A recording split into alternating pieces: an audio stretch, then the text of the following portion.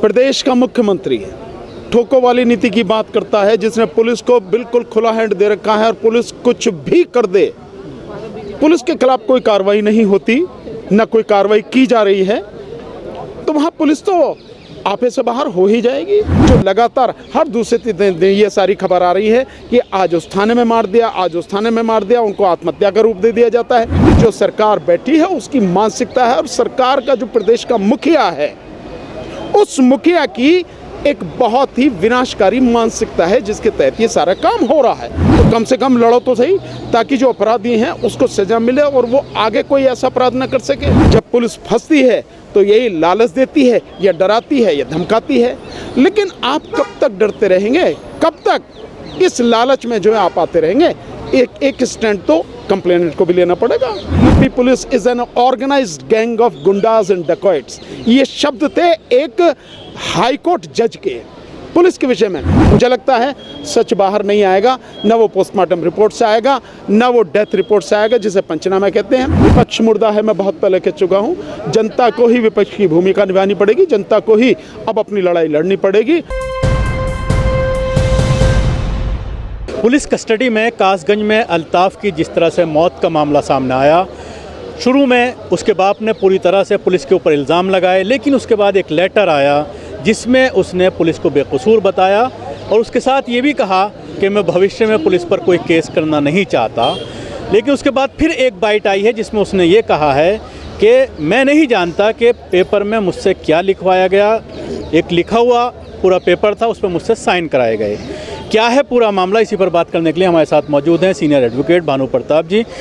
भानु जी, क्या कहना चाहेंगे? उत्तर प्रदेश में एक ये ट्रेंड बन चुका है, पुलिस कस्टडी में जिस तरह से मौत हो रही है, क्या कहना? देखिए, मैं समझता हूँ जिस तरह की ये घटनाएं लगातार हो रही हैं, ये बहुत ही दुखद है। और मैं यूँ कहूँ कि ये जघन्य अपराध और शासन प्रशासन द्वारा सोच समझ कर किए जा रहे हैं। पुलिस ये क्यों कर रही है? मसला ये है, तो जिस पुलिस का मुखिया प्रदेश का मुख्यमंत्री है ठोको वाली नीति की बात करता है, जिसने पुलिस को बिल्कुल खुला हैंड दे रखा है और पुलिस कुछ भी कर दे, पुलिस के खिलाफ कोई कार्रवाई नहीं होती, न कोई कार्रवाई की जा रही है, तो वहाँ पुलिस तो आपे से बाहर हो ही जाएगी। अगर आप देखें, केवल इसकी बात नहीं, इससे पहले जो वो हुआ है, जो आगरा में जगदीशपुरा थाने में हुआ अरुण वाल्मीकि के साथ, वहाँ भी यही हुआ। उससे पहले अगर आप देखें तो किसानों के साथ जो मतलब नृशंस हत्याकांड हुआ, गाड़ी चला दी गई, कितने दबाव के बाद में उस व्यक्ति को, उस लड़के को, मंत्री के लड़के को गिरफ्तार किया गया और कैसे रेड कारपेट बिछा के उसे गिरफ्तार किया गया। और वो मंत्री, गृह राज्य मंत्री, जिसे मंत्रिमंडल से हटाया जाना था, वो नहीं हटाया गया। आज भी गृह मंत्री उसे अपने साथ लेके, बराबर में साथ में लेके सभाओं में ले जा रहे हैं, इंट्रोड्यूस करा रहे हैं। उससे पहले खुद गोरखपुर में, जहां मुख्यमंत्री का गृह जनपद है, वहां पर एक मिस्टर गुप्ता बिजनेसमैन, पुलिस ने कितनी बेरहमी से होटल में घुस के मारा। और फिर उसके बाद में एसपी और डीएम, कंप्लेनेंट जो थी उसकी वाइफ, यानी जो डिसीज है, जो गया व्यक्ति, उसकी वाइफ से मुकदमा करके क्या करोगे, जो पैसे चाहिए इसको ख़त्म करो, यहीं वहाँ जाओगे कोर्ट में। मतलब जिस तरह की बातें, मतलब मैं समझता हूँ इतना भयानक अत्याचार, इतना खुली गुंडागर्दी जिसे कहें, ये शायद आज तक के इतिहास में पहली बार देखने को मिल रही है।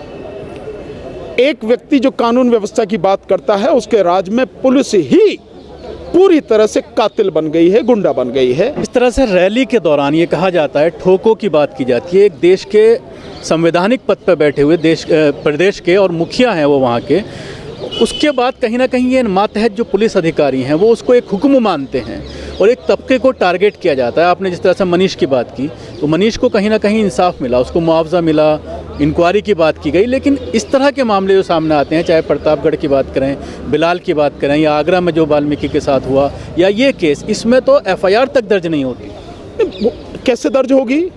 एफआईआर तक कैसे दर्ज होगी जब पुलिस ये सारा सब काम कर रही है? और पुलिस का जो मुखिया है, जो प्रदेश का मुखिया है, उसने खुली छूट दे रखी है। आप कह रहे हैं आदेश, मैं कह रहा हूँ आदेश से भी कहीं ज़्यादा ये सारी चीज़ होगी कि बिल्कुल उसको खुला छोड़ दिया, तुम्हें जो करना करो, कुछ नहीं तुम्हारा बिगड़ेगा, मैं बैठा हूँ यहाँ पर, इसीलिए वो सारी चीज़ें कर रही हैं। और इसमें कहीं ना कहीं वो सारी चीज़ें जो जाति और धर्म संप्रदाय की राजनीति बीजेपी करती है, और जिस तरह जाति और धर्म संप्रदाय के आधार पर भेदभाव किया जाता है हर स्तर पर, वो सारी चीज़ें इसमें हैं। अगर उनका व्यक्ति मरता है, या यूँ कहो कि सवर्ण समाज का व्यक्ति मरता है, तो उसको 50 लाख से लेकर करोड़ों रुपए मिलते हैं, उसे वो जो है नौकरी भी मिलती है, घर भी मिलता है। और जब दलित और मुस्लिम समाज का कोई व्यक्ति मरता है, जो ओबीसी समाज का कोई व्यक्ति मरता है या मार दिया जाता है, उसका कत्ल कर दिया जाता है, तो उसे 10 लाख रुपए और नौकरी का वादा और कुछ नहीं, वो भी मिलते नहीं है। जैसे आप देखें मनीषा हाथरस वाला कांड, अभी तक उसको पैसे नहीं मिले 10 लाख रुपए। तो ये जो सारी चीज़ें हैं, ये जातिगत और सांप्रदायिक आधार पर, धर्म के आधार पर भेदभाव लगातार है। और वो इसीलिए है कि जो सरकार बैठी है उसकी मानसिकता है, और सरकार का जो प्रदेश का मुखिया है, उस मुखिया की एक बहुत ही विनाशकारी मानसिकता है, जिसके तहत ये सारा काम हो रहा है। इसके अलावा जो पीड़ित लोग हैं, उस पीड़ित पक्ष को भी समझना पड़ेगा कि जब तुम्हारे परिवार के एक व्यक्ति को मार दिया गया, उसकी नृशंस हत्या कर दी गई इस तरह से, तुम्हारे पास और क्या रह गया? तो कम से कम लड़ो तो सही, ताकि जो अपराधी हैं उसको सजा मिले और वो आगे कोई ऐसा अपराध न कर सके। वो डिपार्टमेंट, वो पुलिस विभाग जो है, जो लगातार हर दूसरे दिन ये सारी खबर आ रही है कि आज उस थाने में मार दिया, आज उस थाने में मार दिया, उनको आत्महत्या का रूप दे दिया जाता है। तो कम से कम ये रुकेंगे तो सही, पर रुकें कैसे? अगर कंप्लेनेंट ही डर जाएं। रही डराने की बात, तो ये सिलसिला तो पुलिस हमेशा से करती है। जब पुलिस फंसती है तो यही लालच देती है, या डराती है, या धमकाती है। लेकिन आप कब तक डरते रहेंगे? कब तक इस लालच में जो है आप आते रहेंगे? एक स्टैंड तो कंप्लेनेंट को भी लेना पड़ेगा। जिस तरह से मजलूम को जिस तरह से दबाया गया इस मामले में, और जो आपने लेटर पढ़ा होगा, उसकी जो लैंग्वेज है वो पूरी तरह से ये देखने में आ रहा है कि किसी कानून के जानकार ने लिखा है अपने आप को बचाने के लिए। एक IPS अधिकारी उस थ्योरी को बताता है जो देश के एक बड़े परीक्षा को पास करने के बाद वहाँ तक पहुँचता है, और वो 2 फुट की टोटी से ये कहता है कि उसने आत्महत्या की जैकेट के नाड़े से लड़। भाई वो IPS अधिकारी क्यों बचा रहा है उनको? वो दरोगा को, इंस्पेक्टर को, वो पुलिस वाले को, सिपाही को क्यों बचा रहा है? क्योंकि उन्हीं के माध्यम से तो उस पर भी चढ़ावा जाता है, उस IPS पे, और उसी के माध्यम से आगे तक चढ़ावा जाता है, इसलिए बचा रहा है ना वो सारी की सारी। और ये जो चीज़ें हैं, ये हम सबको, हम तो वकील हैं, हमको सारी चीज़ें मालूम है कि पुलिस किस तरह से मैनिपुलेट करती है। इसमें तो आप कह रहे हैं कि उस पर लिखा हुआ था, और वो बाप कह रहा है कि मुझे नहीं पता क्या लिखा हुआ था, और उस पर साइन करा ले। मैं तो कह रहा हूँ कि खाली कागज़ पर साइन करा लेती है और अपने आप लिख लेती है, और ऐसा ही होता है। आप हमारे साथ कभी देखो गवाही में जिस समय क्रॉस होती है पुलिस वालों की, सामने आ जाती है सारी की सारी चीज़ें कि भैया ये पहले ही खाली कागज़ पे करा लिए थे, और उसके बाद में जो मनाया लिख लिया, सब रिकॉर्ड में आती हैं वो चीज़ें। तो ये तो पुलिस का काम है। और जब पुलिस को खुली छूट प्रदेश के मुखिया से, शासन के मुखिया से मिल रही है, तो पुलिस क्यों ना गुंडागर्दी करेगी?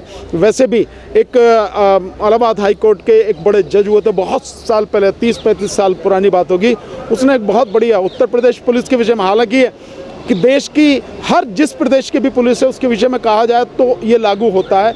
उन्होंने कहा था कि UP police is an organised gang of goondas and dacoits. ये शब्द थे एक हाई कोर्ट जज के पुलिस के विषय में, तो आप उससे अंदाजा लगा लीजिए।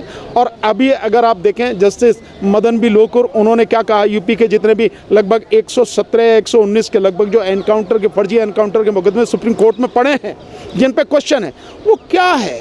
और सुप्रीम कोर्ट के जज अगर इस बात को कह रहे हैं तो हालात कितने भयानक आप समझ सकते हैं। इसमें जिस तरह से पोस्टमार्टम के बारे में भी घर वाले, उसकी माँ की बाइट आई है कि पोस्टमार्टम से पहले डेड बॉडी हमें दिखाई नहीं गई, पोस्टमार्टम के बाद जब हम उसको देख रहे हैं तो उसके सर पे कहीं ना कहीं गड्ढा है, खाल उसकी निकली हुई है, पैर सूजे हुए हैं। तो इसको किस तरह से कानूनी तौर पर आप देखते हैं? ख़ासतौर से लेटर जो लिखाया गया है उसकी क्या हैसियत है कानून में? देखिए, देखने दिखाने की तो बात आप एक साइड में रख दीजिए। जब इन्वेस्टिगेशन होती है और जिसे हम पंचनामा कहते हैं, उस पंचनामे में, जिसे डेथ रिपोर्ट भी कहते हैं, उसमें सारी चीज़ें कि बॉडी पे कहाँ कहाँ चोट के निशान हैं, क्या स्थिति है बॉडी की, क्या हालत है, आगे से, पीछे से, साइड से, ऊपर से, नीचे से, वो पूरा उसमें डिस्क्रिप्शन होता, लिखा जाता है। अगर इन्वेस्टिगेशन फेयर तरीके से होगी तो वो लिखा गया होगा, और अगर नहीं लिखा गया है तो इसका मतलब है कि इन्वेस्टिगेशन फेयर नहीं है। और इस मामले में जब SP ही कह रहा है कि उसने अपने आप जो सुसाइड किया है, तो इन्वेस्टिगेशन फेयर होने का मतलब ही नहीं है, आप समझ सकते हैं। दूसरी बात, अगर डॉक्टर सही है, डॉक्टर ईमानदार है, निष्पक्ष है, तो जिस समय डॉक्टर पोस्टमार्टम करता है बॉडी पर कहाँ कहाँ चोट है, कितनी गहरी है, कितनी छोटी है, कितनी बड़ी है, कितनी घातक है, वो सारी चीज़ें एक एक करके, हर चोट का निशान, हर चोट की डिस्क्रिप्शन वो पूरी उसमें होती है पोस्टमार्टम रिपोर्ट में। और डेथ का कारण क्या है वो होता है, और डेथ जब हुई है, जिस समय पोस्टमार्टम कर रहा उससे कितने पहले डेथ हुई है, सारी चीज़ें होती हैं अगर ईमानदारी से हो तो। लेकिन आप जानते हैं इस देश में हर चीज़ मैनिपुलेट होती है, और जब पुलिस वाले फंसे हों तो पुलिस वाले क्यों नहीं, जो पोस्टमार्टम रिपोर्ट है उसको भी क्यों नहीं मैनिपुलेट करेंगे। तो इसमें सच बाहर आ पाएगा नहीं आ पाएगा इसकी कुछ गारंटी नहीं है। मुझे लगता है सच बाहर नहीं आएगा, न वो पोस्टमार्टम रिपोर्ट से आएगा, न वो डेथ रिपोर्ट से आएगा जिसे पंचनामा कहते हैं। क्या स्थिति होगी हम नहीं कह सकते। विपक्ष इस तरह के मामलों में सिर्फ एक ट्वीट करके अपनी जिम्मेदारी निभाता है। मुर्दा, विपक्ष मुर्दा है, मैं बहुत पहले कह चुका हूँ। जनता को ही विपक्ष की भूमिका निभानी पड़ेगी, जनता को ही अब अपनी लड़ाई लड़नी पड़ेगी, और बहुत सहेलियाँ सड़क पे आकर लड़ना चाहिए जनता को, नहीं तो कुछ नहीं होगा। आप समझो अदालतों से नया, अदालतों से भी कुछ नहीं मिलेगा। लखीमपुर खीरी का आप देख रहे हो, लगातार सुप्रीम कोर्ट कितना झाड़ लगा रही है, उस सब के बावजूद भी पुलिस का क्या हाल है। इससे ज़्यादा और ज्वलंत उदाहरण क्या हो गए। तो अब लेटेस्ट आपके सामने जो नृशंस हत्याकांड हुआ लखीमपुर खीरी में, किसानों को मार दिया गया, उनके ऊपर गाड़ी चढ़ा गया, उसमें लगातार सुप्रीम कोर्ट झाड़ लगा रही है, फिर भी पुलिस किस तरह से काम कर रही है आप समझ सकते हैं। तो ये सारी चीज़ें हैं, कहाँ किसको न्याय मिलेगा इसकी उम्मीद मुझे तो कम से कम नहीं है। इसीलिए मैं बार बार कहता हूँ, प्रशासन शासन से नहीं मिलेगा न्याय आपको, अदालतों से भी कोई उम्मीद नहीं, कम से कम मुझे तो कोई उम्मीद नहीं। मिल जाए तो आप शुक्र समझो, कोई ऐसा जज आ जाए ईमानदार, हैकड़, जनता की सुनने वाला, न्याय करने वाला, निष्पक्ष व्यक्ति मिल जाए तो मिल जाए, नहीं तो आपको न्याय नहीं मिलेगा। आपको न्याय सिर्फ सड़क पे मिलेगा, और सड़क पर जन आंदोलन जब तक नहीं खड़ा होगा तब तक कुछ बदलने वाला नहीं है। जनता को समझ में आ जाना चाहिए, क्योंकि जो दुर्गति इस सरकार ने कर दी है, अब कुछ भी बचा नहीं है आपके पास में। अब भी अगर आप जनता नहीं लड़ सकती सड़क पे आके, तो फिर तुम्हारा कोई नहीं बचाने वाला। शुक्रिया भानु प्रताप जी हमसे बात करने के। भानु प्रताप जी, जिस तरह से अल्ताफ़ की मौत को लेकर कहीं ना कहीं योगी सरकार और उनकी पुलिस को घेरने की कोशिश कर रहे हैं। दिल्ली से कैमरा पर्सन फैजी के साथ न्यूज़ मैक्स के लिए शकील अहमद।